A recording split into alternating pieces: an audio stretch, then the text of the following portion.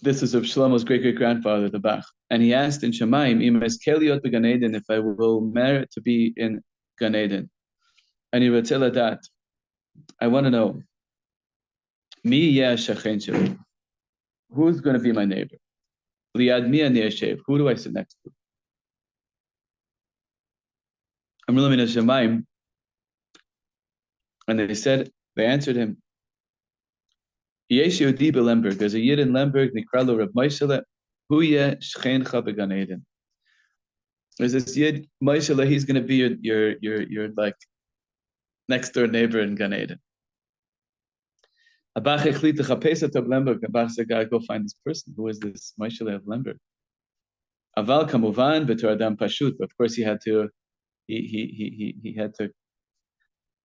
not go with all of his rabbinic adornments, rather as a simple person. They wouldn't realize the chief rabbi of Krakow was walking in. So he went around asking, who's Reb Moishele? And they answered him, Moishele hu adam tov meod, very nice guy, bal tzedakah, he's generous. Aval me'aver lezeh, lo mashu miyuchad, but more than that, not really so special, not really anything worth remarking. And the Bach is thinking to himself, this is zu be'emet chutzpah min hashamayim. This is what is going on, this chutzpah heavenly. Ani mamash moser nafshi b'shvil Am Yisrael b'chol rega. I'm giving my life over to Am Yisrael every second. Ani lo ochel, ani lo yashen, ani lo ein li shum davar b'olam. I don't eat, I don't sleep. I've got nothing in the world. Ani rak doeg la'am Yisrael kol hazman. I'm just busy with Am Yisrael all the time. And by the way, in the Hakdama to the Bach, generally speaking, it's always good to learn introductions to Sfarim. The Hakdama to the Bach, the best ones are the ones written by the author themselves. For the Bach, it's written by his students, and they're just, I don't remember exactly the wording, but they're describing the sweetness of sitting and learning with the Bach in Krakow, what it was like. And how much they miss him. Any case, so he says, this, right? I'm so busy with Am Yisrael all day. He gives charity, davens a shtickle, but no more than that. Why of all the Am Yisrael, they choosing him? Bach asked, I was a little upset. In the meantime, he heard that when he had arrived, the son of Moshe was getting married. So he thought to himself, okay, I'll stay for the chasana.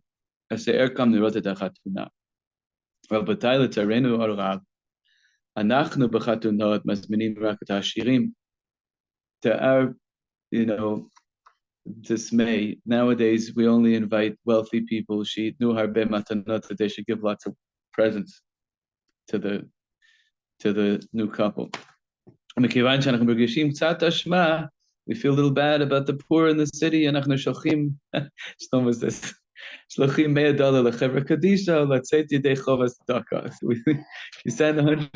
to the Chevra Kadisha, to the burial society, so that we can say we gave tzedakah, But in those days, and this is what people would do.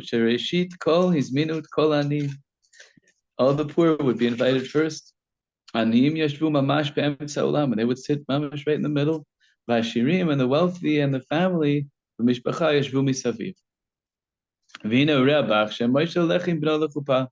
you see, he's doing this. He's a good guy. He's taking care of the poor. He's taking his son walking with him to the chuppah. Suddenly they hear these awful crying. Moishele asks, Moshe Shalom, mi bochekan? Who's crying? Amrullah yeshkan bachur. There's some young man, ben 15 years old, sitting over there crying. Amrullah Moishele, And he wrote Rotato. So Moshe says, I need to see him. Habachur higia. So the Bachur came, and Nebuch begadav kruim ubluim. His clothes were all torn and worn. Moshe asked him, Shalato, Madu ata bocher, why are you crying? And Allah Bachur bevadai tak lo makir. You surely you already don't recognize me. Ani haben shel Yankele. Shahaya pam hashir hachir gadol b'Krakow. I'm the son of Yankele, who was once the richest man in Krakow. Kedua bi'amim kadmonim ayu kotvim tanaim. It used to be. Nowadays, people still do it often at weddings and make an arrangement between the parents to bring the children to the chuppah. Today, it's totally like a formality. In those days, it was a very serious financial contract. Who's going to pay for what, and et cetera, and it was heavy duty, and it would be done a year before the chasana. And they would even write Tanaim for children when they were even years before. Begil arba or chamesh, even at the age of 4 or 5, they're already promising each other. So the child, this Bachur explains, right? That statement about the Tanaim was of Shlomo's like narrator explanation about Tanaim.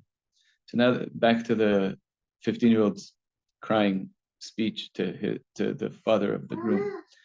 So he said, Avi, my father, who was Yankele, the richest man in Krakow, never pashatet regel. He never went bankrupt. I was supposed to marry the kala of this wedding. The kala right now was marrying your son. I was supposed to marry her. Yeah? But because my father lost all his money, her parents, Ahorim, bitlu atnaim, they annulled the contract and said the marriage is off, the deal is off.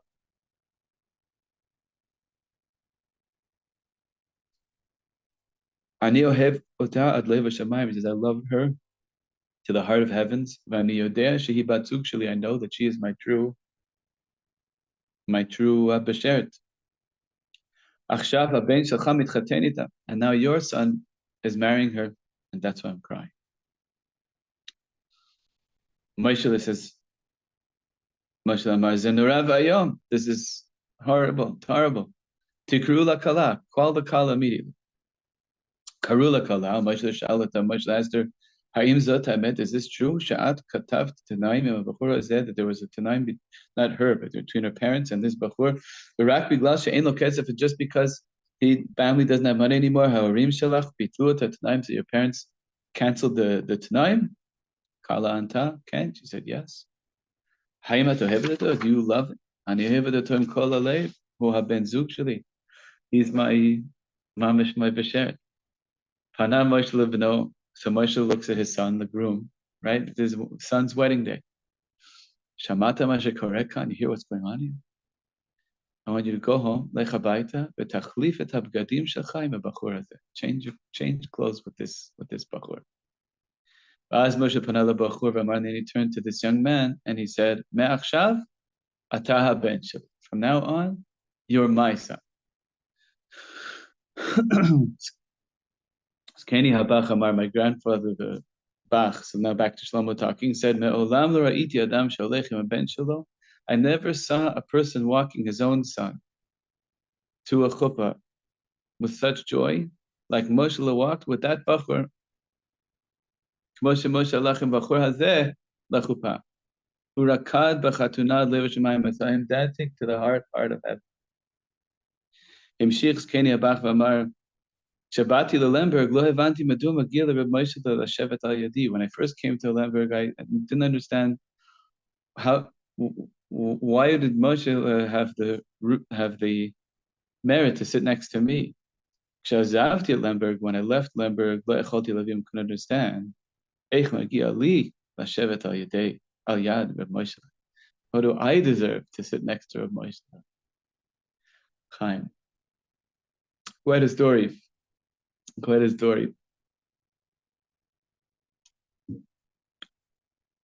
Quite a story.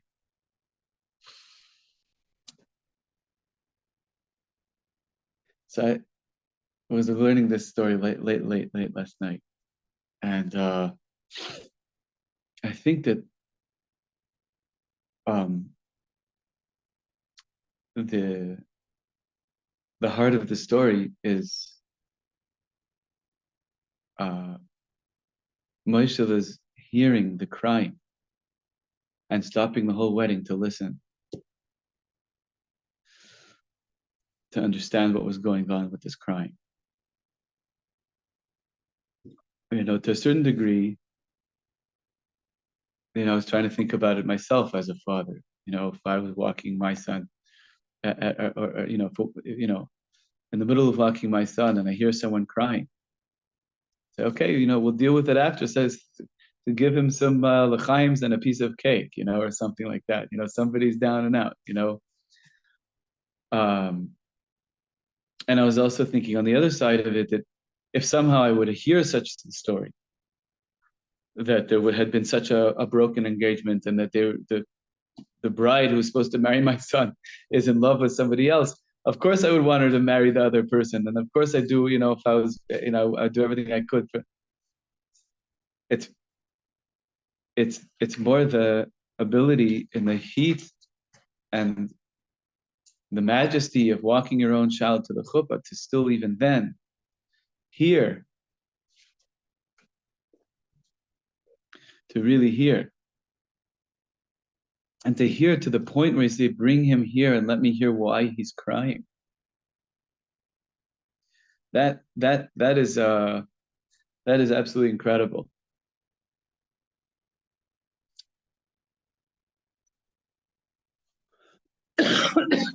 So this week we were learning about chesed. We were talking last week a bit about this aspect with Batya and her hearing and relating to the slave nation. She's the princess, but that hearing and that relating and that awareness, that was crucial to the Geula. Wouldn't have happened without her. Couldn't have happened. Her initiative, her amazing, and she left with us. Absolutely incredible, absolutely incredible. And so Shlomo's teaching us that part of the, one of the most crucial ingredients of chesed is hearing, really hearing.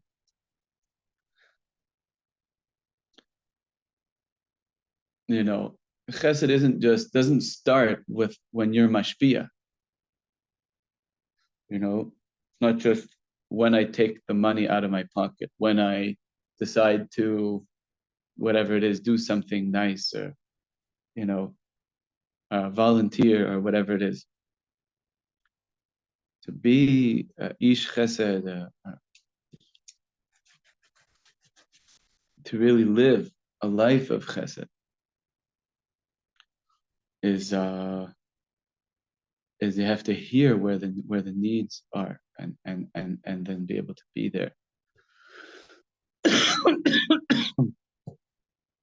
Hear who and what and why, and be able to be interruptible. It's an amazing quality to be an interruptible person. On the one hand, it's like, Gewalt, we need to be focused and on task and so on, and that's also really important. And at the same time, like, there's always has to be like, I'm interruptible.